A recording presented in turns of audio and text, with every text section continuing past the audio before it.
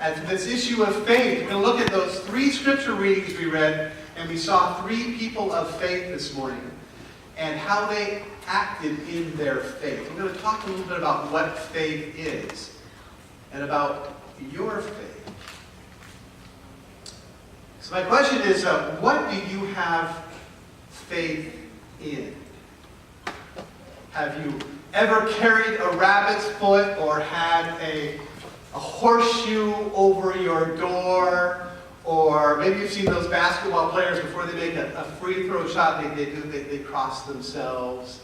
Or maybe you have some good luck ritual you do before some stressful situation. You knock on wood. Or having faith in something, having a belief in a thing or in a ritual is a very common human condition. And we hear all the time, don't we? Just have faith. Just have faith. Hold on to it.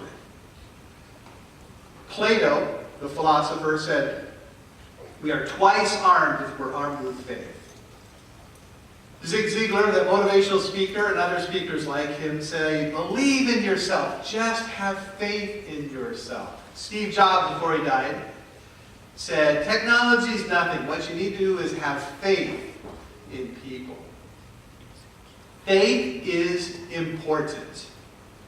We read in Ephesians, put on the full armor of God so that you can take your stand against the devil's scheme. Take up the shield of faith. Faith changes us. Faith encourages us. Faith comforts us. So it's not unreasonable for us to ask, do we have faith? And do we have enough of it? I was reading a Christian blog the other day, and this woman asked a question. She said, is it possible for a person to believe but not believe sincerely? At least not sincerely enough? Because James said, even the demons believe. Is it possible that Jesus will one day tell me, you had belief, but you didn't have real belief. It was phony. You didn't really have faith. You only thought you did. Well, that's an interesting question. Is our faith enough? Where are you in your faith? Is it strong enough? Is it deep enough? Is it solid enough? Is it grounded enough? Is it true enough? Because many people in this world have faith in a lot of different things. And many people have faith in things that are really the opposite of what a lot of Christians hold to be true. A lot of people in this world have faith in understanding that the Bible is just a bunch of stories, and that we are in control of everything in the world, and that gender relationships are whatever we decide they are. And there are all kinds of things that people believe that are opposite of what Christians believe. And we have a lot of faith to hold on to what we believe is important in a world like that. Do you have enough? What's the condition of your faith? If you just have faith enough, it'll be okay. But there's a problem with these questions. Do you see it? See, faith, as I have been talking about it, is like a thing that we put in our pocket. The faith that I've been talking about is a different understanding of that word than we see in Scripture. This is not how the Lord defines faith. He does not define the true faith as something we acquire. Faith is not something we collect. Faith is not something we hold. Faith is the way God makes us. Faith is a condition of our relationship. Faith is something that defines us. Faith is how we live, how we are energized, how we are motivated. Faith is not a thing we collect. Faith is an identity. I love this part of my sermon. All these people look at me like, I have no idea what you're talking about. Sandy played the lottery, and she won finally. And like all the lottery winners, she spent a bunch of money on a new car and bought a new vacation, great vacation, bought a bunch of clothes and a bunch of stuff for her house. And then she decided she was just going to, be generous, because that was kind of her nature. So she gave money to her family to pay off some debts, and she gave some to a neighbor for a child that needed braces and for a medical thing they needed. Gave some money to a friend of a friend who was trying to adopt, and that was really expensive. But Sandy was a terrible manager of money, and pretty soon it was gone. Once she realized it was gone, she was pretty shaken up. But then something happened. She realized that her money that had given her all this control and it was now gone, she no longer had, but she had created a reputation for herself with all the people that she had touched. And those people's lives had really been changed by her generosity. And that they were affected, and that changed their relationship with her. And what she realized was, it wasn't that she had pockets full of money anymore. It's that money had changed how she connected to the world. It changed her relationship with the world around her. See, that is what faith is. It's not a thing we have. It's a description of who we become. Faith is something that determines our identity, not something we hold on to. And this identity is not something we do, we create. It's something given to us by our Lord. What is the state of your faith? Is it something you've been hanging on to? Is it something you've been controlling? Is it something you've been trying to have enough of? Is it something that one day Jesus may say, well, that was phony? Or is your faith real? Well, here's some questions to determine whether your faith really is real. See, we see faith given by God doing something in us. It gives us some degree of trust in Him. So God says He cares about you. God says that you are important. God says that you are His, that you belong in His circle of friends, His family. Do you care about that?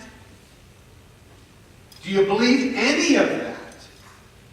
Do you want to believe any of that? Because if the answer is yes to any of those questions, you have true faith.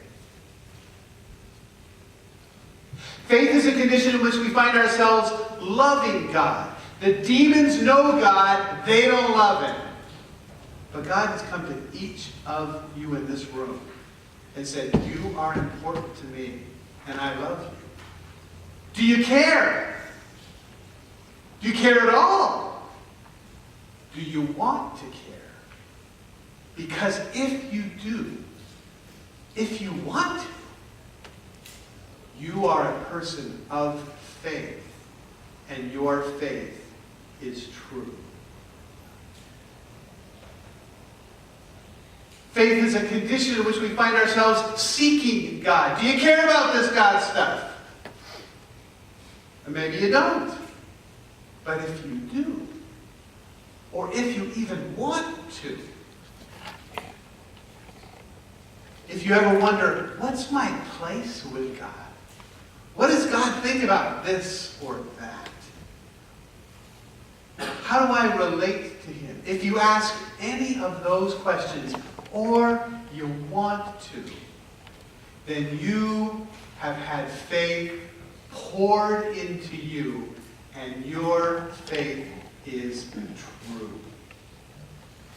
If you answer any of those questions, yes, you are a person changed.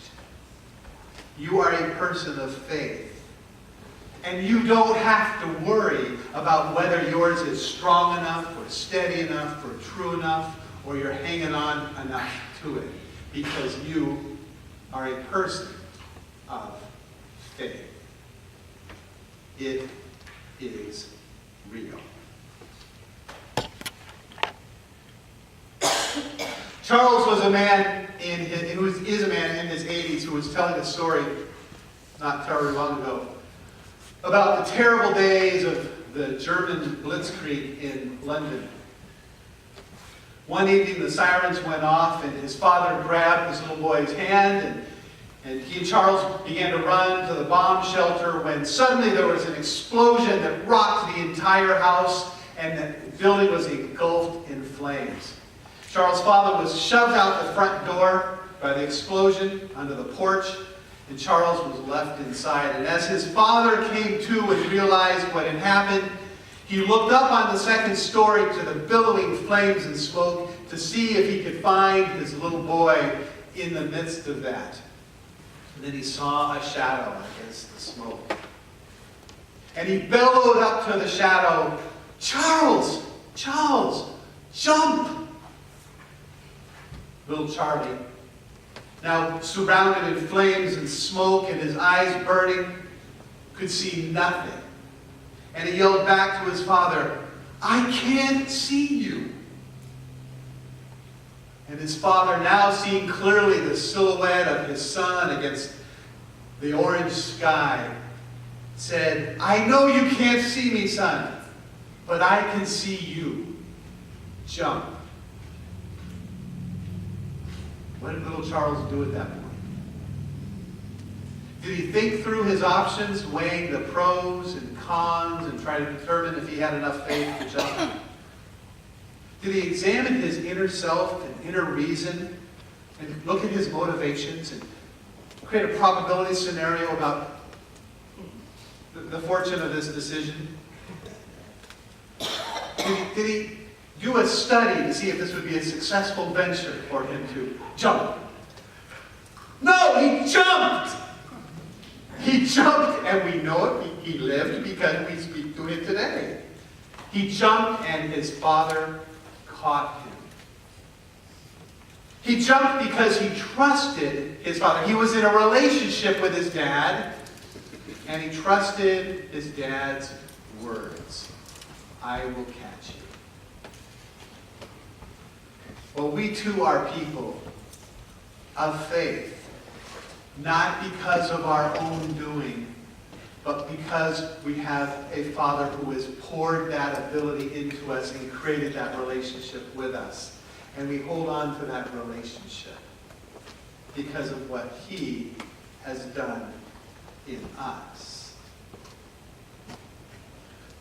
We are not people who we are because we hoarded and developed and sculpted this great thing of faith that we keep in our pocket. We are people, we are because God, who has embraced us, strongly holds on to us and creates that relationship with us. And we just hold on to that promise. You are faithful-filled people. You are people that live in faith. We are faithers, living out our life as faith people. Is your faith strong enough?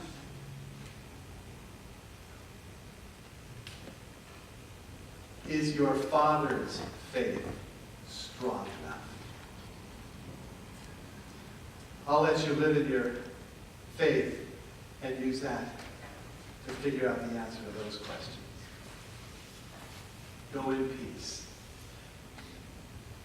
You are children of God.